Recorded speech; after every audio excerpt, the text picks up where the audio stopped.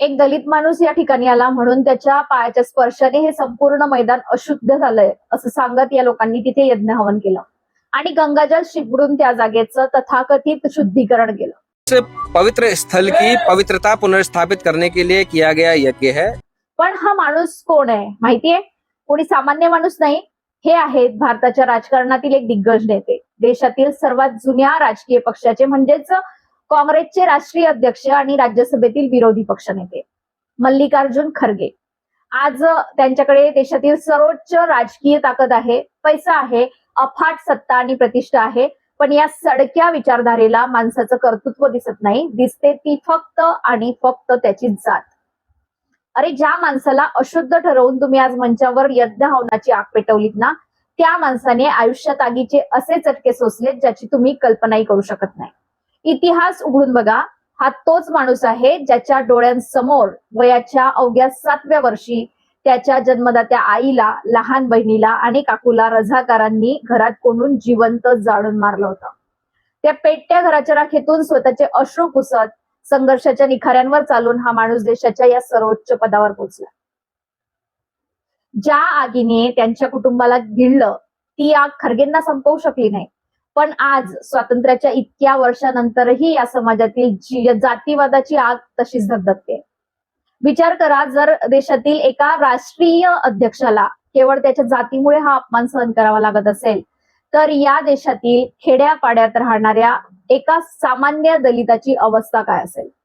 काही लोक अत्यंत हुशारीने सोशल मीडियावर बोलतात की पाणी या लोकांना प्यायला मिळत नव्हतं, सार्वजनिक विहिरींवर बंदी होती, तर मग हे लोक जिवंत कसे राहिले? अशा लोकांना सांगायचंय की हा सवाल तुमची बुद्धिमत्ता नाही तर तुमची क्रूरता दाखवतो।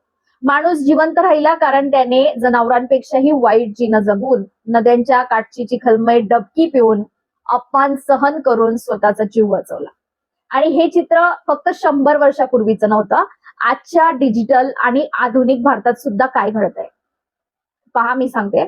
जालोर, राजस्थान, अवघ्या 9 वर्षाच्या इंद्र मेघवाल या शाळकरी चिमुकल्याचा गुन्हा काय होता? त्याने शाळेतल्या मळक्यातून पाणी प्यायला घेतलं म्हणून केवळ उच्च जातीय शिक्षकाच्या मळक्याला हात लावला म्हणून त्याला इतकी मारहाण करण्यात आली की त्या चिमुकल्याचा जीव गेला।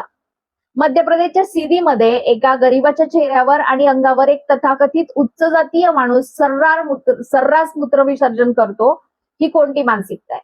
गुजरात आणि उत्तर प्रदेशमध्ये आजही दलितांनी लग्नात घोडीवर बसून मिरवणूक काढली तर त्यांच्यावर दगडफेक केली जाते, त्यांना मारहाण केली जाते। उच्च शिक्षण संस्था, IIT, एम्स म्हणजे आंतरराष्ट्रीय स्तरावर नाव असलेल्या शिक्षण संस्थांमध्ये गुणवत्तेच्या नावाखाली होणाऱ्या जातीय भेदभावाला कंटाळून दर्शन सोलंकी आणि पायल तडवींसारख्या गुणवंत विद्यार्थ्यांना आत्महत्या करावी लागते। सांगा, ही उदाहरणं आजच्या 21व्या शतकातली आहेत।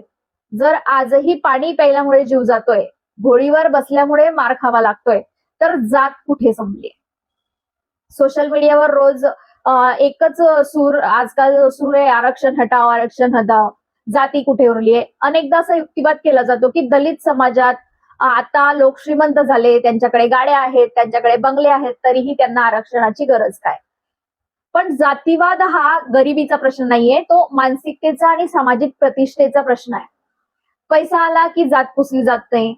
हल्द्वानीच्या घटनेनंतर स्वतः मल्लिकार्जुन खरगे संसदेत अत्यंत दुःखाने म्हणाले की मी कधीही कोणाला असं म्हटलं नाही की मी दलित आहे, माझं रक्षण करा, आणि ना कधी कोणासमोर गयावया केली। माझ्यामध्ये लढण्याची ताकद आहे आणि मी लढतो।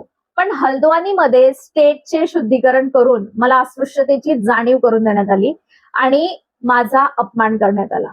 मैं एक शेड्यूल कास्ट हूँ, मैं एक दलित हूँ, मेरे को मदद करो, मेरी रक्षा करो बोल के कभी किसी के सामने गिड़गिड़ाया नहीं। मैं लड़ने की शक्ति है, मैं लड़ता हूँ, लेकिन मेरे स्पीच होने के बाद कल वो लोग बीजेपी के लोग सब मिलके हवन करके उस स्टेज का शुद्धिकरण करने का काम किया। विचार करा, ज्या माणसाने कधीही कोणासमोर लाचारी पत्करली नाही, जो देशाच्या सर्वोच्च पदावर आहे, त्याला जर अस्पृश्यतेची जाणीव करून दिली जात असेल, तर ही व्यवस्था सिद्ध करते की तुम्ही किती मोठे व्हा, ही मानसिकता तुम्हाला तुमच्या जातीवरूनच ओळखते। आरक्षणाचा विरोध करणारे नेहमी गुणवत्ता म्हणजे मेरिट या शब्दाचा ढाल म्हणून वापर करतात, पण समान संधी म्हणजे काय? हजारो वर्षे एका विशिष्ट वर्गाला शिक्षणापासून वंचित ठेवलं गेलं, संपत्तीचा अधिकार नाकारला गेला आणि मानवी हक्क पायाखाली तुडवले गेले. आज एकाला जन्मापासून सर्व सोयी सुविधा, उत्तम शाळा, कोचिंग मिळतात, तर दुसऱ्याच्या पाठीवर आजही जातीयतेचे चटके आहेत. या दोघांना एकाच धावपट्टीवर उभं करून शर्यत लावणं म्हणजे गुणवत्ता नाही, ती सरळ सरळ फसवणूक आहे. डॉक्टर बाबासाहेब आंबेडकरांनी दिलेलं आरक्षण हा कोणावर केलेला उपकार नाही किंवा ही कोणती गरिबी हटाव योजना नाही. आरक्षण हे प्रतिनिधित्व म्हणजे रिप्रेझेंटेशन देण्याचं साधन आहे. ज्या वर्गाला हजारो वर्ष निर्णयाच्या प्रक्रियेपासून दूर ठेवलं गेलं, त्याला देशाच्या कारभारात हक्क मिळवून देणारी ती एक वैधानिक ढाल आहे. आरक्षणाबद्दल ओरड करणाऱ्यांना एक रिक्वेस्ट आहे, जर तुम्हाला खरोखरच या देशातून आरक्षण घालवायचं असेल तर त्याचा मार्ग आरक्षण हटवाच्या घोषणांमध्ये नाहीये, तर जातीवाद घालवा यामध्ये आहे. ज्या दिवशी गावातल्या विहिरींवरून पाणी प्यायल्यामुळे कोणाचा खून होणार नाही, ज्या दिवशी दलित वराला घोडीवरून उतरवण्यासाठी दगडफेक होणार नाही, ज्या दिवशी शहरात घर भाड्याने देताना आडनाव विचारलं जाणार नाही आणि ज्या दिवशी मंचावर किंवा मंदिरात माणसाच्या प्रवेशाने शुद्धीकरण करण्याची गरज वाटणार नाही, त्या दिवशी आरक्षणाची गरज आपोआप संपेल. पण तोपर्यंत, जोपर्यंत समाजात ही चढलेली आणि मनुवादी मानसिकता जिवंत आहे, तोपर्यंत शोषित वंचित घटकांसाठी आरक्षण हीच त्यांच्या अस्तित्वाची आणि स्वाभिमानाची ढाल राहील. आरक्षण नको असेल तर आधी जातीवादाचा धिक्कार करायला शिका. जय हिंद, जय भारत, धन्यवाद.